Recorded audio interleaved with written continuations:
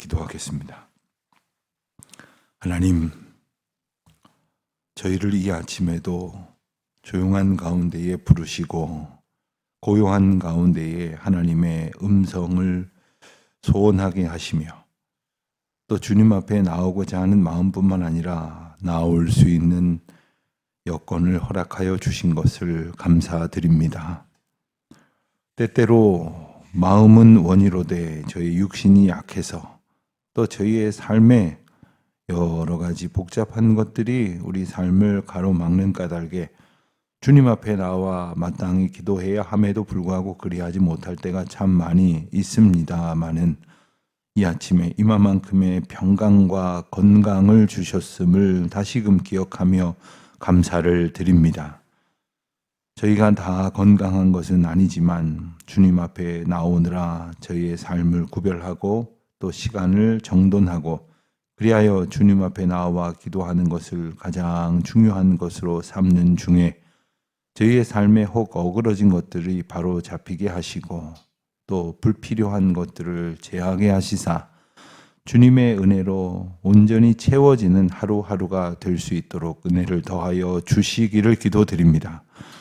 부득불 저희들이 해야 할 일들이 있습니다마는 그 일들 가운데에 주님 앞에 나와 기도하는 이 소중한 시간을 빼앗는 일이 있지 않도록 저희들의 남은 모든 삶을 구별하여 하나님 앞에 온전히 드리는 저희가 되게 하여 주시옵소서. 하나님께서 저희들에게 은혜를 베푸셔서 일주일에 하루씩 거룩한 성일로 구별하여 주님 앞에 나아오게 하시고 특별히 어제도 온 성도들과 함께 예배할 수 있도록 은총을 얻게 하신 것을 감사드립니다. 저희가 서운로의 예배당에서 지내던 그 오랜 세월들을 뒤로 하고 이 지역의 변화에 따라서 서운로 예배당을 떠나게 되었을 때에 정말 어디로 가서 어떻게 하나님 앞에 예배를 드려야 할지 막막하고 정말 답답하던 중에 하나님께서는 저희를 기도하게 하셨고 또 주님의 뜻을 겸손히 구하게 하셨으며 또 이렇듯 하나님께서 예비하신 소중한 기회들과 시간들을 저희로 맞게 하여 주셨습니다. 건축사 회관을 저희에게 붙여주셔서 그곳에서 주일마다 온 성도들이 이전보다 편안하게 오히려 자유롭게 그리고 더 많은 사람들이 함께 얼굴을 맞대며 예배할 수 있도록 은총을 주신 것을 감사드립니다. 뜻하지 아니한 좋은 시설 개선 공사도 예비하여 주셔서 보다 모든 것이 편의로 저희들에게 주어진 형편을 기억하며 감사하옵고 또한 온 성도들이 예배하기에 기뻐할 수 있도록 그리고 불편하나마 우리 자녀들의 세대들을 잘 가르쳐 나갈 수 있도록 여건을 주신 주님께 찬송과 영광을 돌려드립니다. 하나님, 이때를 통하여 오히려 저희들이 더 가까이 주님 앞에 나아가는 계기가 되게 하여 주시옵시고 전도에 힘쓰는 시간이 되게 하여 주시옵시며 또한 모두 함께 나아가 주님을 기쁘게 찬송하는 아름다운 역사가 있게 하여 주시기를 기도드립니다. 하나님, 이제 새해를 시작하면서 마가복음을 다시 묵상하게 하시어 이제 예수 그리스도께서 오시고 또 하나님 나라를 전파하시고 그리고 그 구원의 약속을 이루시기 위하여 십자가를 지신 그 귀한 말씀들을 다 듣게 하셨으며 또 이제 다시 요엘서를 저희들이 보면서 임박한 심판 앞에서 백성들이 주의 음성 듣고 돌이켜야 할 것을 저희로 다시 듣게 하셨사오니 오늘 저희들이 돌이켜야 할 걸음이 있다면 주님의 음성 듣고 돌이키게 하시고 또한 회개할 것이 있다면 미루지 말고 회개하게 하시며 주님의 임박한 심판을 저희들이 두렵고 떨리는 가운데에 기억할 뿐 아니라 그 심판 앞에서 저희들 구원을 얻는 놀라운 은혜를 얻게 하여 주시기를 또한 기도드립니다. 저희들이 이 자리에서만 말씀을 나누는 것으로 그치지 않도록 은혜를 더하셔서 온 성도들이 이 시간에 어디에 있든지 함께 기도하고 말씀을 듣게 하시니 감사합니다. 하나님, 마음과 뜻을 다하여 정성 다하여 이제 말씀 앞에 모여든 온 성도들이 또한 시간을 정해두고 기도할 때마다, 또한 저녁 9시 어디에 있든지 모든 성도들이 같은 기도의 제목을 가지고 기도할 때마다 주님 함께하여 주시옵소서. 주님의 거룩한 뜻을 나타내 알게 하여 주시옵소서. 여름 겨울 성경학교와 또한 이 겨울 여러 부서의 계절 행사를 잘 마칠 수 있도록 은혜를 더하여 주신 것을 감사합니다. 아동부 이제 성경학교를 잘 마치고, 또한 유아유치부의 겨울 행사도 마치고, 또한 중고등부 수련회와 이제 청년부의 선교지 답사 일정도 잘 마쳐서 지난 겨울 이 어렵고 힘든 중에도 여러 가지로 분주하고 어지러운 형편 속에서도 하나님께서 저희 자녀들의 세대에 말씀을 심겨주시고, 또한 사랑으로 저들을 인도하여 주시니 감사하옵고 감사하오니, 주여 저희가 저희의 당대를 생각하는 것으로 그치는 것이 아니라 오고 오는 모든 세대에 하나님께서 예비하신 은혜의 귀한 역할을 잘 감당할 수 있도록 도와주시옵시고, 그 일들은 오늘도 기쁨으로 해나가는 교회가 더 되게 하여 주시옵소서. 저희 교회가 함께 협력하고 후원하는 교회들을 온 성도들과 함께 기도하게 하시고, 또한 그 많은 선교지들을 통하여 하나님의 뜻이 이루어져 갈 수 있도록 협력하게 하신 것을 감사합니다. 그저 얼마간의 물질만 보내고 일 다 하였다고 생각할 것이 아니라 마음과 정성을 다하여 교통하고, 또한 하나님의 은혜 가운데에서 협력하고, 그리고 합심하여 하나님 앞에 기도하는 가운데에 주의 뜻을 이루어가는 교회, 성실과 인내로 주님의 역사를 바라보는 교회가 되게 하여 주시옵소서. 주님, 오늘도 이제 예배당 건축 공사장에서 벌어질 모든 공사의 과정 가운데에 한 가지 간섭하시고 주님이 주장하여 주시기를 기도합니다. 조그마한 안전사고도 없도록 지켜주시고, 또한 그들에게 하나님께서 허락하시는 귀한 마음을 가득 채워주셔서 주님의 전을 짓는 감동과 감격이 저들의 모든 시간을 사로잡을 수 있도록 인도하여 주시옵소서.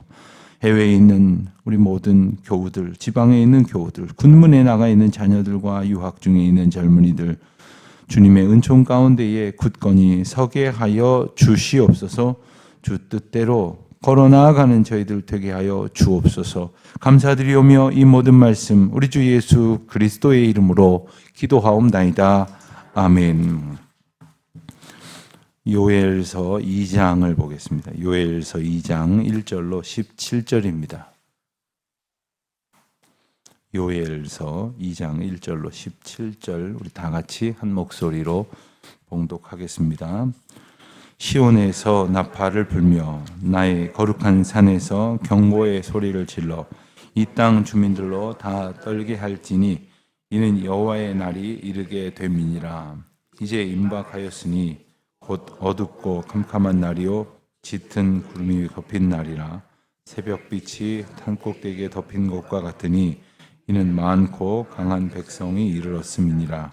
이와 같은 것이 옛날에도 없었고 이후에 대대에 없으리로다. 불이 그들의 앞을 사르며 불꽃이 그들의 뒤를 태우니 그들의 예전의 땅은 에덴 동산 같았으나 그들의 나중의 땅은 황폐한 들 같으니 그것을 피한 자가 없도다.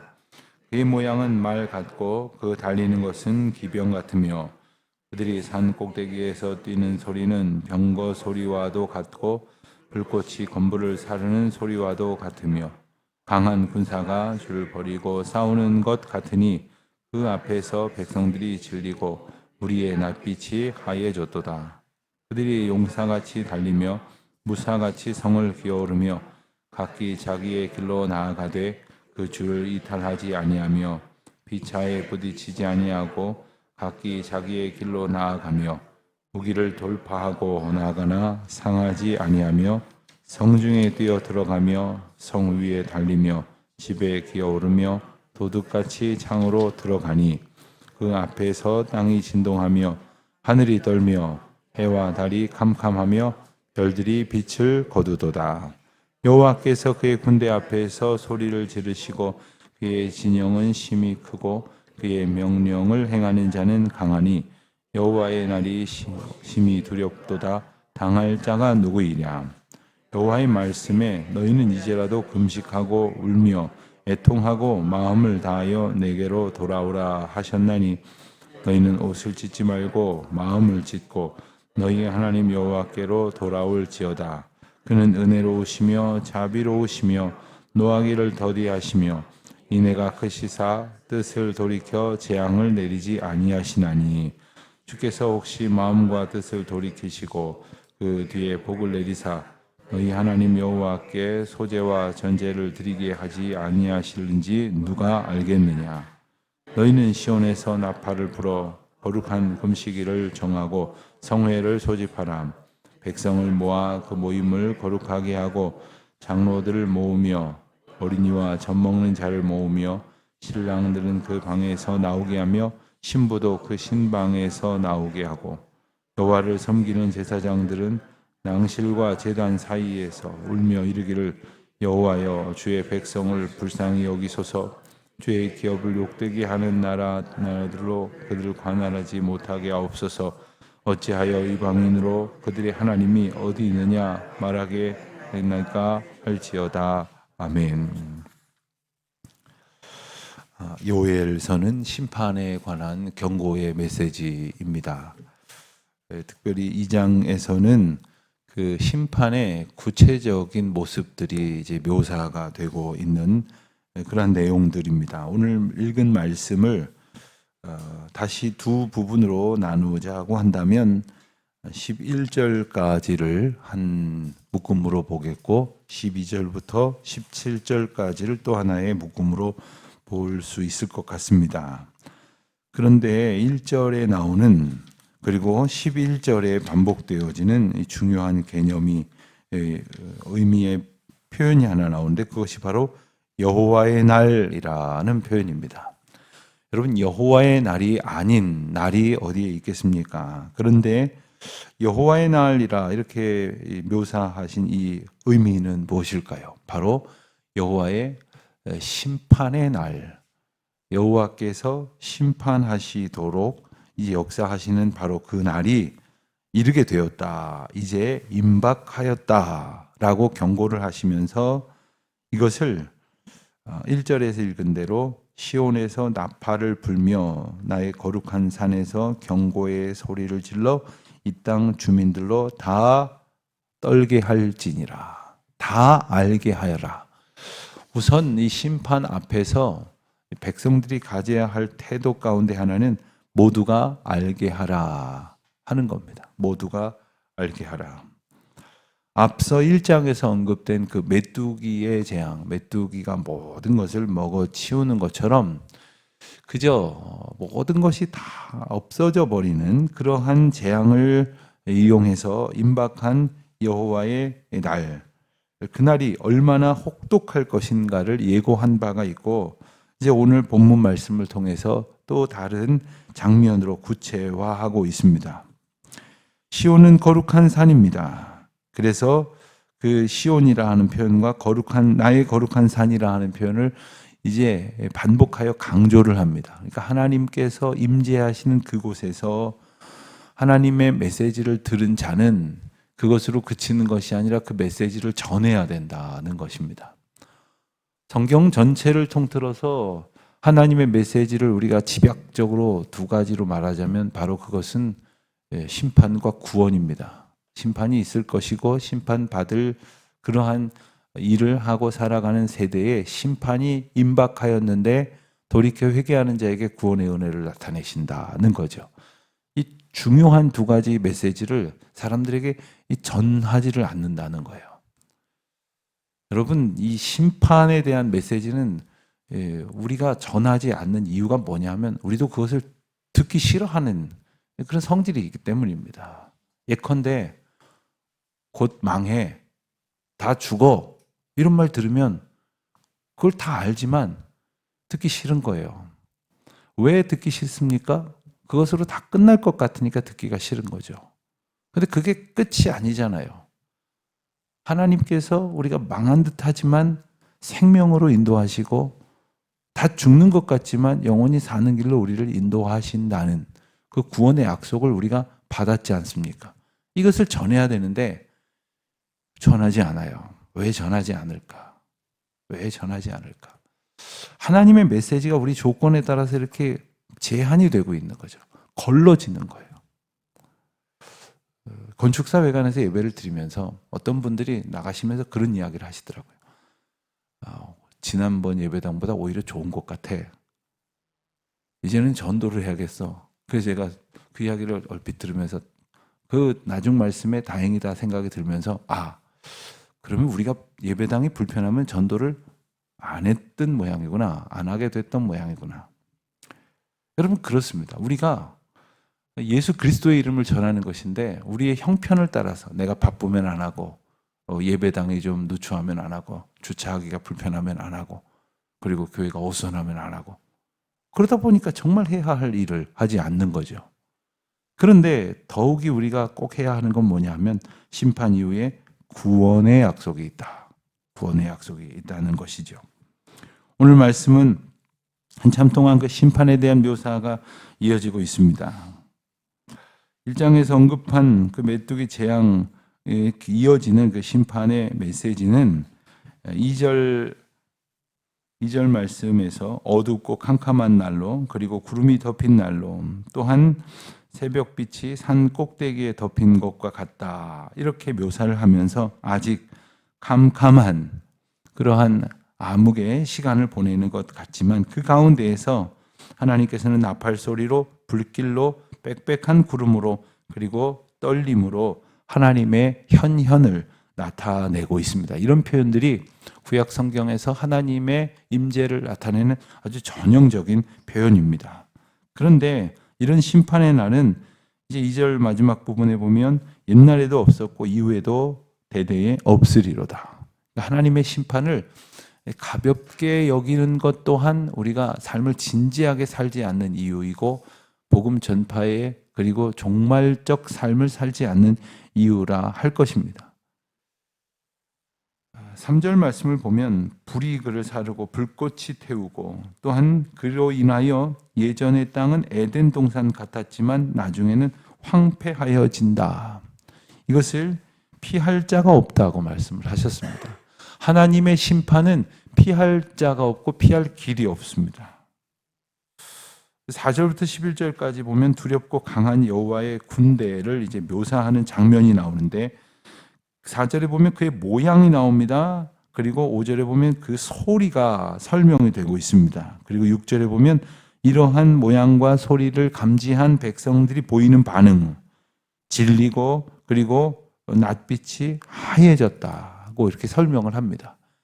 여러분 때로 우리가 소리만 들어도 참 두렵고 떨리는 그런 경험을 하지 않습니까? 토요일 날 저녁에 제가 목양실에서 책을 보고 있는데 갑자기 부당당당 소리가 나요. 그래서 아무도 없는데 지금 예배당에 아무도 없는데 무슨 소리일까? 누가 쳐들어왔나? 그래서 나와 보니까 이 벽에다가 걸어두었던 이제 그 프랭카드가 하나 있었는데 이게 아마 조금 잘 이렇게 고정이 안 돼서 그런지 이게 이렇게 떨어지면서 났던 소리예요. 별것도 아닌 일 가지고 우리는 소리를 가지고 두렵기도 하고 또 우리가 보는 것을 정확하게 보지 못해서 두렵기도 합니다. 그런데 문제는 뭐냐 하면 그 소리와 그 장면을 통해서 하나님께서 오늘 말씀하시는 것들을 듣지 않으면 그 소리를 듣고 혹은 장면을 보고 그것으로 그친다고 하는 것이죠. 그러니 그들은 그냥 질리고 낯빛이 하얘진 겁니다. 7절 이하의 묘사를 보면 더할 것이죠. 용사같이 달리고 그 줄을 이탈하지 않는다고 했어요. 가만히 서 있는 게 아니라 맹렬히 공격해 오는데 그 대우가 흐트러지지 않습니다. 얼마나 일사불란하고 훈련된 그러한 군대입니까? 게다가 그 공격 속에서도 상하지 아니한다. 무적의 공격력을 가지고 있는 그러면서도 9절에 보니까 아주 거침없이 진격을 하는 그러한 군대가 묘사가 됩니다. 그 앞에서 10절을 보면 땅은 진동하고 하늘이 떨며 해와 달이 캄캄하며 별들이 빛을 거두었다. 여러분 얼마나 이 묘사가 놀랍습니까? 어떤 군대가 해와 달과 별들을 움직인단 말입니까? 이것은 바로 창조주 하나님께서 운행하시는 역사이기 때문에 그렇습니다.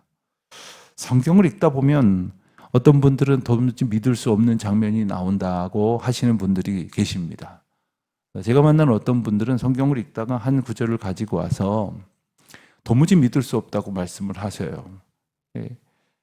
구약에 보면 특별히 이스라엘 전투 가운데 여러 가지 정말 놀라운 장면들이 나오는데 하나님 앞에 기도했더니 해가 멈추었다. 그런 기도, 그런 장면을 우리가 읽어본 적이 있으실 겁니다. 그걸 가지고 와서 못 믿겠다는 거예요. 그분이 아마 그 과학을 공부하셨던 분이어서 더 그러셨을 것 같아요. 그래서 제가 여쭤봤습니다. 그럼 하나님이 세상을 창조하신 것은 믿으십니까? 그야 믿죠. 하나님이 창조주 하나님이신 것은 믿으신단 말이죠. 그럼요. 그런데 하나님이 세상을 창조하시고 하늘과 땅과 해와 달과 별들을 다 지으셨는데 그거 잠깐 멈춰서 끼로서는 그게 뭐 그렇게 대단한 일입니까? 하나님께 그것이 무슨 대단한 일이겠습니까? 했더니 그도 그럴 것 같군요. 그러고 가시더라고요. 여러분, 우리가 믿는 믿음의 그 한계, 우리의 수준의 한계를 우리가 보게 되는 것이죠. 11절 말씀을 보면 놀랍게도 그러한 군대, 해와 달과 별들까지 빛을 거두게 하는 그 군대를 이끌고 오시는 분은 하나님, 여호와 하나님이셨어요. 그리고 이제 12절 이하의 말씀에서 그 하나님이 그와 같은 강력한 군대를 이끌고 오시는 이유는 바로 금식하며 울며 애통하고 마음을 다하여 내게로 돌아오라 하시는 겁니다. 또 14절에 보는 대로 주께서 혹시 마음과 뜻을 돌이키시사 우리를 구원하실 것에 대한 간절한 기대와 소망을 갖게 하시는 것이지요. 그렇기 때문에 이제 구체적으로 명령하십니다. 금식일을 정하고 성회를 소집하라.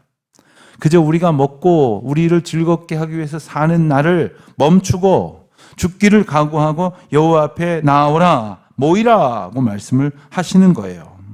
16절 이하에 보면 그 백성들이 보여야 할 모습에 대해서 백성들은 어떻게 하고 장로들은 어떻게 하고 또한 신랑과 신부는 그리고 여호와를 섬기는 제사장들은 어떻게 해야 될지를 구체적으로 말씀하시는데 그것은 모두 다 한결같이 여호와께로 나오라 하시는 말씀입니다. 오늘 하루 우리가 무엇을 하든지 어디에 있든지 우리는 그 모든 것을 이제 잠재하고 하나님 앞에 나아가는 그러한 삶을 살도록 부르시는 거예요. 그 일을 감당하면서 마음을 하나님 앞에 드리라고 말씀을 하시는 거예요. 모두 다 여호와께로 돌아오라고 말씀하시는 것은 단지 형식적으로 내가 돌아왔습니다 하는 그러한 외형적인 그러한 자세의 변화나 그저 형식적으로 나타내는 외면적인 회개가 아니라 마음을 찢는 내적인 변화를 하나님 앞에 간절히 구하는, 그리하여 온 삶이 하나님 앞에 돌이켜져야 하는 것임을 일깨워 주시는 것입니다. 오늘 우리가 이 세상을 살아가면서 우리에게 요구하시는 회개가 무엇인지를 저마다 하나님 앞에 묵상해 보시는 하루가 되시기를 바랍니다. 나는 무엇을 돌이켜야 할 것인가? 나는 정말 하나님 앞에서 어떠한 면이 어긋나 있는가? 뭐가 잘못되어 있는가? 몸은 주님 앞에 있는 듯 하지만 마음이 혹시 달아나 있는 것은 아닌가? 마음은 있다고 하지만 삶은 어그러져 있는 것이 아닌가? 하나님 앞에는 온전한 듯 살지만 그 하나님의 사랑으로 사람들을 대해야 할 그 자세는 엉터리인 것은 아닌가? 오직 하나님 앞에서 다시 우리의 삶을 비추어 보는 복된 하루 되시기를 주의 이름으로 축원드립니다. 하나님 아버지, 주님의 경고의 메시지를 저희를 향한 사랑의 음성으로 듣게 하시니 감사합니다. 듣는 것으로 그치는 것이 아니라 전하여 모든 백성들이 주께로 돌아오는 거룩한 역사를 오늘 저희에게 보게 하여 주시옵소서. 예수님의 이름으로 기도드립니다. 아멘.